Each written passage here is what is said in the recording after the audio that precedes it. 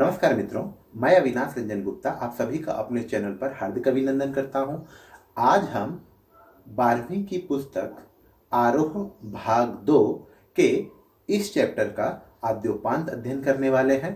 आप इस वीडियो के अंत तक बने रहिए और आप पाइएगा कि ये चैप्टर, ये पाठ आपके दिमाग में बहुत अच्छे से बैठ गया है। इसमें शब्दार्थ, सार, इससे जुड़ी बहुत सारी बातें, प्रश्नोत्तर का अभ्यास सब कवर किया जाएगा। आप आ गए हैं मेरे कंप्यूटर की स्क्रीन पर और यहाँ हम विस्तार से अध्ययन करने वाले हैं रघुवीर सहाय की बहुत ही अच्छी और आंखें खोलने वाली कविता कैमरे में बंद अपाहिज। इस कविता को पढ़ने के बाद हम इन सभी बिंदुओं से परिचित हो सकेंगे। सबसे पहले मीडिया कर्मियों की संवेदनहीनता के बारे में जान पाएंगे। संवेदनहीनता अर्थात जिसमें इमोशंस का अभाव हो। मीडिया कर्मियों में आजकल के दौर में कितनी संवेदनहीनता आ चुकी है, इसके बारे में हम लोग जान पाएंगे। भावनाओं के होते व्यवसाय के बारे में जान पाएंगे। जी हाँ, आजकल आप देखेंगे तो मीडिया में, टीवी शोज में, न्यूज़ चैनल्स में भावनाओं का व्यापार हो रहा है। भावनाओं को और भी अधिक ग्लोरीफाई करके दर्शकों का भावनात्मक शोषण किया जाता है और इसे व्यावसायिक रूप दे दिया जाता है। पढ़े लिखे मूर्खों के बारे में जान पाएंगे, एडुकेटेड फूल्स। जी हाँ, हम लोग इस पाठ में एडुकेटेड फूल्स के बारे में जान पाएंगे, जो बहुत पढ़े लिखे हैं लेकिन सिर्फ पैसे कमाने के चक्कर में वो मूर्खता से भरे काम करने को तैयार हो जाते हैं। दुमुखिया चौरंगी लाल की सच्चाई जानेंगे। दुमुखिया चौरंगी लाल एक व्यंग्य है जिसमें हम लोग देखते हैं 2 मुख होते हैं और 4 रंग होते हैं। अगर हम लोग आज के दौर में देखें तो हम लोगों को अपने आमने सामने ही बहुत सारे ऐसे लोग मिल जाएंगे जिनके 2 मुख होंगे। कभी वो ये बात कहेंगे, कभी वो बात कहेंगे और 4 रंग होंगे उनके। 4 रंग से ज़्यादा होंगे लेकिन 4 रंग से कम नहीं। मीडिया कर्मी वाले भी कुछ ऐसे ही है। दुमुखिया चौरंगी लाल एक व्यंग्य है, इसकी सच्चाई जानेंगे। कविता लेखन की एक नई शैली को समझ सकेंगे। शैली अर्थात स्टाइल। मुक्त छंद की कविता है ये और मुक्त छंद की कविता आप कैसे लिख सकते हैं इसके बारे में जान पाएंगे। साहित्य की महिमा से अवगत होंगे। साहित्य ही एकमात्र ऐसी वस्तु है जो आपको भौतिक सुख से दूर आध्यात्मिक सुख की ओर लेकर जाती है। इसीलिए साहित्य जो है वो सभी चीज़ों का इलाज भी माना जाता है। कैमरे में बंद अपाहिज, इसका कवि परिचय। रघुवीर सहाय, इनका जन्म 1929 में लखनऊ में हुआ और इनका निधन 1990 में दिल्ली में हुआ। इन्हें साहित्य अकादमी पुरस्कार भी प्राप्त हैं। रघुवीर सहाय का व्यक्तित्व और कृतित्व आप इस वीडियो को पॉज करके पढ़ लीजिएगा। हम लोग अभी कविता की पृष्ठभूमि की तरफ बढ़ते हैं। कविता की पृष्ठभूमि, बैकग्राउंड ऑफ दिस पोयम। इस कविता में मीडिया कर्मियों में दिन प्रतिदिन कम होती संवेदना और बढ़ती क्रूरता को दर्शाया गया है। क्रूरता अर्थात क्रूएलनेस, कैलसनेस। वे अपने कार्यक्रम को सफल बनाने के लिए वे एक अपाहिज को स्टूडियो में बुलाते हैं और उससे ऐसे ऐसे प्रश्न करते हैं कि उसके सोए दर्द जाग जाते हैं। वह रो पड़ता है और दर्शक भी भाव विभोर होकर सहानुभूति प्रकट करने लगते हैं। अतः मानवीय संवेदनाओं को व्यावसायिक रूप देना गलत है और ये गलत से भरा काम आजकल मीडिया कर्मी करते हैं। हालांकि ये कविता बहुत पहले 1980-85 के आसपास लिखी गई और उस समय भी आप देखेंगे तो मीडिया कर्मियों में संवेदनहीनता रघुवीर सहाय ने नोटिस की। 1980-85 के आसपास मीडिया कर्मियों की संवेदनहीनता के बारे में उसका एक प्रत्यक्ष प्रमाण इस कविता के माध्यम से रघुवीर सहाय ने प्रस्तुत किया। और आज के दौर में हम लोग बहुत अच्छे से जानते हैं कि मीडिया कर्मियों को और कुछ नहीं, बस न्यूज़ चाहिए और अगर उन्हें न्यूज़ नहीं मिलता है तो ऊल जुलूल खबरों को भी, ऊल जुलूल बातों को भी समाचार या न्यूज़ का रूप दे देते हैं। इस कविता को पढ़ने से पहले मैं आपको एक बात बता दूं कि इस कविता में कहीं कहीं जगह जगह पर कोष्ठक में अर्थात ब्रैकेट में कुछ वाक्य दिए गए हैं। कोष्ठक में जो वाक्य दिए जाते हैं उसका उद्देश्य यह होता है कि पाठक कविता को बहुत ही अच्छे से समझ ले।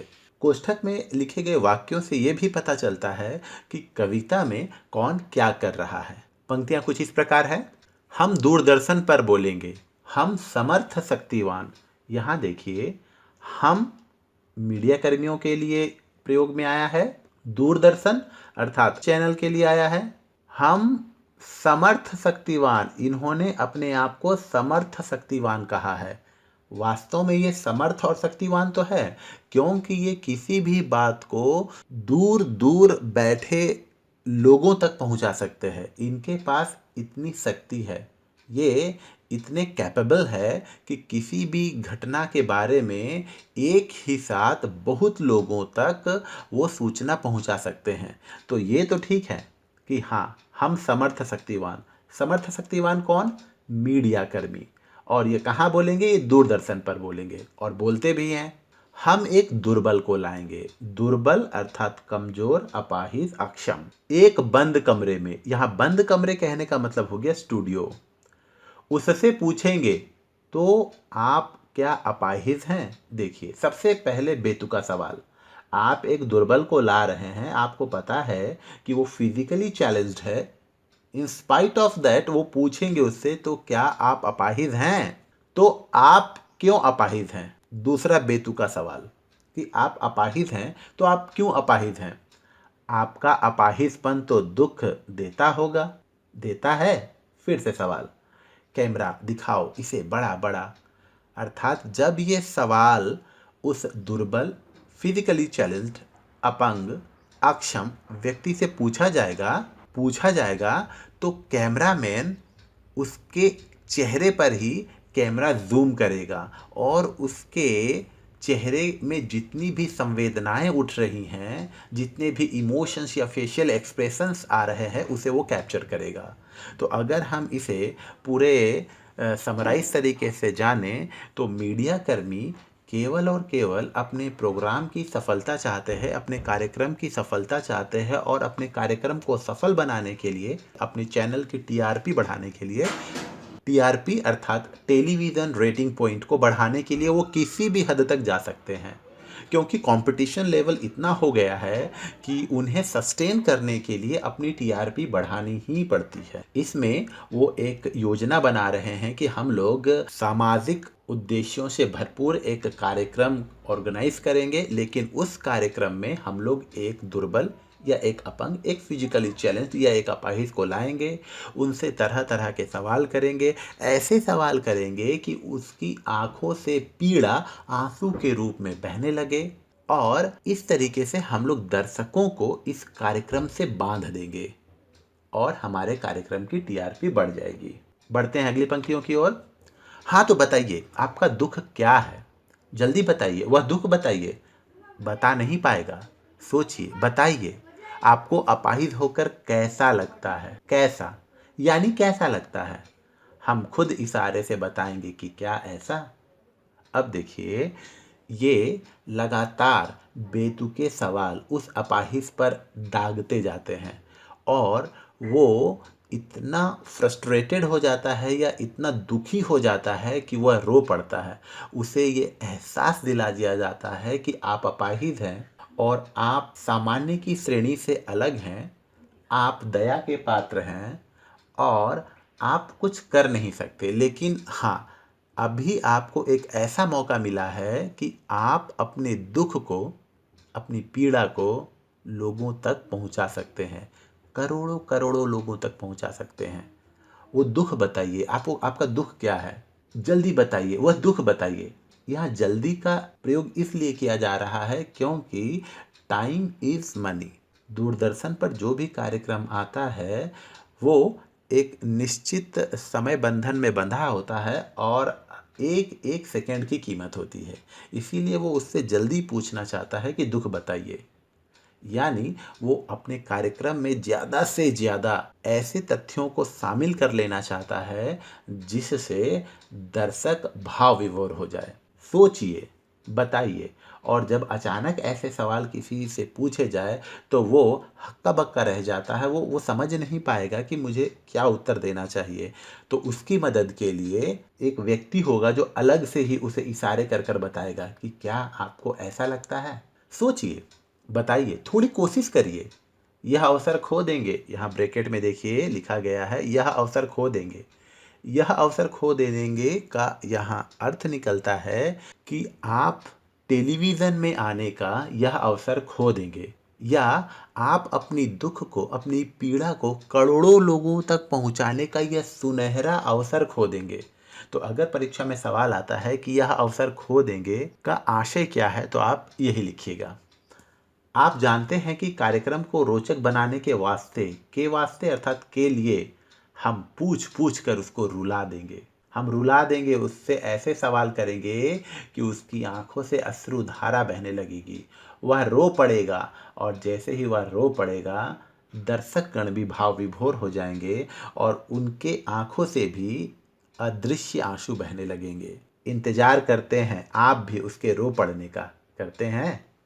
अर्थात इंतजार करते हैं कौन? दर्शक गण भी इंतजार करते हैं कि अरे अरे, अब ये बेचारा असहाय, दुखी, लाचार, बेबस, मजबूर रो पड़ेगा, अब रो पड़ेगा। और जब वो असहाय, लाचार, बेबस, मजबूर रो पड़ता है तो उसके साथ साथ हम भी रो पड़ते हैं। यह प्रश्न पूछा नहीं जाएगा। अब प्रश्न तो पहले से तैयार कर लिए जाते हैं, लेकिन जैसी स्थितियां बनती हैं उस हिसाब से नए प्रश्न ऐड कर दिए जाते हैं, और जो प्रश्न समय के अनुकूल नहीं लगते, स्थिति के अनुकूल नहीं लगते, उसे ओमिट कर दिया जाता है। इसीलिए यहाँ पर ब्रैकेट में लिख दिया गया है कि यह प्रश्न नहीं पूछा जाएगा। अर्थात मीडिया कर्मी वाले सभी चीज़ों को योजनाबद्ध तरीके से क्रियान्वित करते हैं, ताकि किस प्रश्न के जवाब से दर्शक या कार्यक्रम ज़्यादा उत्साहित होंगे या ज़्यादा रोचक कार्यक्रम बनेगा। फिर हम पर्दे पर दिखलाएंगे। पर्दे पर अर्थात सिल्वर स्क्रीन पर या टेलीविज़न पर हम इसे दिखलाएंगे, अर्थात हम इसको टेलीकास्ट करेंगे, इसे एयर करेंगे। फूली हुई आँख की एक बड़ी तस्वीर। सबसे पहले ऐसा हम लोग इसका विज्ञापन बनाएंगे जो आई कैची हो, जो आपके दिमाग में सदा सदा के लिए बस जाए। उसमें फूली हुई आँख की एक बड़ी तस्वीर। फूली हुई आँख कहने का मतलब जो व्यक्ति रोता है और आंसू धारा प्रवाह नहीं निकलता है तो उसकी आंखें थोड़ी फूली फूली लगती हैं। तो फूली हुई आँख की एक बड़ी तस्वीर, बहुत बड़ी तस्वीर। और उसके होठों पर एक कसमसाहट भी। कसमसाहट अर्थात वो रोना चाह रहा है परंतु रो नहीं पा रहा है, वो एक कसमसाहट भी। आशा है आप उसे उसकी अपंगता की पीड़ा मानेंगे। दर्शकगण अपने दिमाग से अनुमान लगाएंगे कि हाँ, वो किस लिए रोने की कोशिश कर रहा है लेकिन फिर भी नहीं रो पा रहा है। इसका कारण है उसकी अपंगता, उसका अपाहिजपन। इसलिए वो दर्शक खुद अपने तरीके से इस बात का एहसास, इस बात का अनुमान लगा लेंगे। एक और कोशिश। दर्शक धीरज रखिए, देखिए हम दोनों एक संग रुलाने हैं, आप और वह दोनों। अर्थात स्टूडियो में बैठा अपाहिज भी रोएगा और अपने टेलीविज़न पर देख रहे दर्शक गण भी उसकी पीड़ा को अनुभव करते ही संवेदनशील हो जाएंगे और वो भी रो पड़ेंगे। बढ़ते हैं अगली पंक्तियों की ओर। कैमरा बस करो, नहीं हुआ, रहने दो। पर्दे पर वक्त की कीमत है। जी हाँ, पर्दे पर वक्त की कीमत होती है, हर एक सेकेंड की वक्त की कीमत होती है। जो रिकॉर्ड हुआ उसी में हम लोग इसे काट छाट कर तैयार करेंगे। अब मुस्कुराएंगे हम। कार्यक्रम अपने समापन पर है, अब मुस्कुराएंगे हम कौन? हम वही, हम समर्थ शक्तिवान मीडिया कर्मी, दूरदर्शन वाले। आप देख रहे थे सामाजिक उद्देश्यों से युक्त कार्यक्रम। मतलब इसे सामाजिक उद्देश्यों से युक्त कार्यक्रम का जामा पहना दिया जाता है। अर्थात इसके पीछे व्यवसाय है, लेकिन अपनी सच्चाई को उजागर ना करते हुए उसे एक चैरिटी वर्क, उसे एक सोशल सर्विस वर्क का जामा पहनाकर लोगों को बेवकूफ़ बनाया जाता है। और वो लोग बात करते हैं, बस थोड़ी ही कसर रह गई। अर्थात जो भी कार्यक्रम वो लोग रिकॉर्ड करते हैं या वो लोग तैयार करते हैं, वो %% नहीं बन पाता है और उसके बाद वो लोग बोलते अह थोड़ी सी कसर रहेगी, अगर ऐसा हो जाता ना तो बहुत अच्छा रहता। और अंत में कहेंगे धन्यवाद। और इस धन्यवाद के साथ कार्यक्रम की समाप्ति होगी और हम लोगों को लगेगा कि हाँ, दूरदर्शन में बहुत अच्छे अच्छे सोशल सर्विस वाले कार्यक्रम आ रहे हैं, लेकिन इसके पीछे की सच्चाई कुछ और ही होती है। महत्वपूर्ण प्रश्नों पर चर्चा करने से पहले मैं आपको बता दूं कि इस कविता का एकमात्र उद्देश्य है कि मानवीय संवेदनाएं मानव को मानव बनाती है, और जहां मानवीय संवेदनाएं शून्य हो जाती हैं तो वो मानव मानव नहीं रहकर मशीन बन जाता है, जिसमें कोई संवेदना नहीं, जिसमें कोई इमोशंस नहीं, जिसमें कोई संवेग नहीं। और ऐसा मशीन युक्त मानव किसी भी तरह से इस सोसाइटी के लिए अच्छा नहीं है। किसी ने एक बार कहा भी था कि पहले ज़माने के लोगों में और आज के ज़माने के लोगों में क्या अंतर है। तो किसी ने कहा कि पहले ज़माने में आदमी मर जाते थे और आत्माएं भटकती थी, और अब ऐसा हो चुका है कि आत्माएं मर चुकी हैं और आदमी भटक रहे हैं। अर्थात लोगों में इमोशंस का अभाव हो गया है, और इसका दिन प्रतिदिन हम लोग दृश्य रूप न्यूज़ चैनल, टीवी के कार्यक्रम आदि में देखते हैं। ये 1985 के आसपास ये कविता लिखी गई है, लेकिन आज इसका हम लोग रौद्र रूप देखते हैं, विभत्स रूप देखते हैं कि किस कदर आदमी कृत्रिम बनता जा रहा है, संवेदन शून्य बनता जा रहा है। महत्वपूर्ण प्रश्नों पर विचार करें तो सबसे पहला प्रश्न है, कैमरे में बंद अपाहिज करुणा के मुखौटे में छिपी क्रूरता की कविता है। विचार कीजिए, जी हाँ, सचमुच कैमरे में बंद अपाहिज करुणा के मुखौटे में, अर्थात दूरदर्शन वाले सामाजिक उद्देश्यों से युक्त कार्यक्रम नाम देते हैं, लेकिन इसके पीछे अपने व्यवसाय को अंजाम देते हैं। इसीलिए कहा गया है कि ये करुणा के मुखौटे में छिपी क्रूरता की कविता है, क्योंकि इसमें वो अपाहिज के लिए, अपंग के लिए, अक्षम के लिए, उस लाचार, उस बेबस, उस मजबूर के लिए कुछ करते नहीं हैं, बल्कि उसकी पीड़ा को व्यवसाय का रूप देते हैं। हम समर्थ शक्तिवान और हम एक दुर्बल को लाएंगे पंक्ति के माध्यम से कवि ने क्या व्यंग्य किया है। ये व्यंग्य एक प्रकार से परंपरा से चली आ रही है, सबल का दुर्बल ऊपर होने वाले अत्याचार की तरफ। जी हाँ, सबल दुर्बल पर अत्याचार करते ही है। यहाँ पर भी हम समर्थ शक्तिवान दूरदर्शन के मीडिया कर्मियों को कहा गया है, जो वास्तव में समर्थ शक्तिवान हैं। उनके पास इतनी शक्ति है कि किसी भी न्यूज़, किसी भी समाचार, किसी भी सूचना को मिनटों में करोड़ों लोगों तक पहुंचा सकते हैं, लेकिन वो अपने मूर्खता का परिचय देते हुए एक अपंग व्यक्ति को, एक अपाहिज व्यक्ति को अपने स्टूडियो में लाते हैं और उनसे तरह तरह के बेतुके सवाल करके उसके दुख को कुरेदते हैं और पैसे कमाते हैं। पर्दे पर वक्त की कीमत है कहकर कवि ने पूरे साक्षात्कार के प्रति अपना नजरिया किस रूप में रखा है? व्यावसायिक रूप में रखा है। साक्षात्कार अर्थात इंटरव्यू। इंटरव्यू कहने का मतलब हुआ, या साक्षात्कार कहने का मतलब हुआ, हम जिसे साक्षात्कार कर रहे हैं उसके अनुभवों से आम जनता लाभान्वित हो, न कि आम जनता का भावनात्मक शोषण हो। और पर्दे पर वक्त की कीमत कहकर ये बात पुष्ट कर दी जाती है कि ये एक संपूर्ण या पूर्ण रूप से व्यवसायिक कार्य ही है। पैसे कमाने के लिए, अपने चैनल की टीआरपी बढ़ाने के लिए ये लोग ऐसा करते हैं। कविता में कुछ पंक्तियां कोष्ठकों में रखी गई हैं, आपकी समझ में इसका क्या औचित्य है, एप्लीकेबिलिटी है। देखिए, कविता में कुछ पंक्तियां कोष्ठक में रखी गई है, इसके बारे में हम लोगों ने पहली ही पंक्तियों में चर्चा की थी, लेकिन फिर से मैं आपको बता रहा हूं कि जब कुछ पंक्तियां कोष्ठक में रख दी जाती है तो इसका उद्देश्य यह होता है कि कविता पाठक के दिमाग में अच्छी तरह से उतर जाए, और साथ ही साथ उस कविता में अगर कुछ गतिविधि हो रही है तो उस गतिविधि को दर्शाने के लिए कोष्ठक में कुछ पंक्तियां रखी जाती है। यदि शारीरिक रूप से चुनौती का सामना कर रहे व्यक्ति और दर्शक दोनों एक साथ रोने लगेंगे तो प्रश्नकर्ता का कौन सा उद्देश्य पूरा होगा?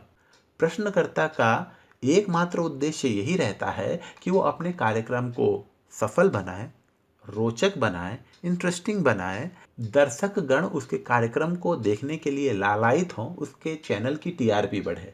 अगर अपाहिज की पीड़ा के बारे में जानकर अपाहिज भी रोता है और दर्शकगण भी रोने लगते हैं तो इससे कार्यक्रम सफल बन जाता है। क्यों? क्योंकि दर्शक खुद उस पीड़ा को समझ रहा है, उस चैनल को देख रहा है, उस कार्यक्रम को देख रहा है। तो इससे क्या होता है, बहुत सारे लोग जब एक कार्यक्रम को देखते हैं तो उस समय जितने भी विज्ञापन आते हैं उससे टीवी चैनल वाले भरपूर पैसा कमाते हैं। इसीलिए कहा गया है कि अगर शारीरिक रूप से चुनौती का सामना कर रहे व्यक्ति और दर्शक दोनों एक साथ रोने लगेंगे तो प्रश्नकर्ता का कौन सा उद्देश्य पूरा होगा? प्रश्नकर्ता का व्यावसायिक उद्देश्य पूरा हो जाएगा। उम्मीद करता हूँ आपको ये वीडियो अच्छा लगा होगा। आप इस पार्ट से जुड़े अगर प्रश्नोत्तर चाहते हैं या इस पार्ट का टेक्स्ट चाहते हैं तो डिस्क्रिप्शन में दिए गए लिंक पर क्लिक करेंगे तो आपको दोनों उपलब्ध हो जाएंगे। धन्यवाद।